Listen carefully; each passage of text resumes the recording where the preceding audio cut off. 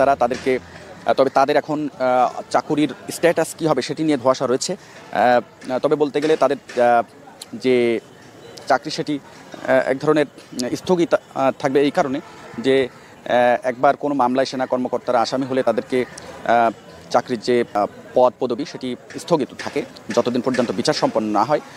সরকারি যে কোনো কর্মকর্তার। তো সেই হিসাবে তাদের যে চাকুরির যে পোস্টটি সেটি এই মুহূর্তে স্থগিত থাকবে এবং তাদের বিচার সম্পন্ন না হওয়া পর্যন্ত তারা যদি নির্দোষ প্রমাণিত হন তাহলে তাদেরকে স্বপদে তারা বহাল হতে পারবেন এবং যতদিন পর্যন্ত বিচার সম্পন্ন না হবে ততদিন তাদের এই স্ট্যাটাসই থাকবে আমরা যতটুকু জেনেছি। এখন আজকে আনুষ্ঠানিক যে বিচারিক কার্যক্রম অর্থাৎ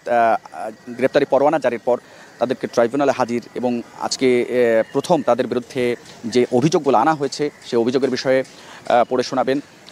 চিফ প্রসিকিউটর এবং আমরা যতটুকু জানতে পেরেছি যে তাদের বিরুদ্ধে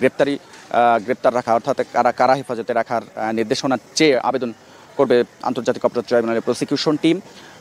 এবং এর মধ্য দিয়ে তাদের বিরুদ্ধে যে বিচারিক কার্যক্রমের যে প্রথম ধাপ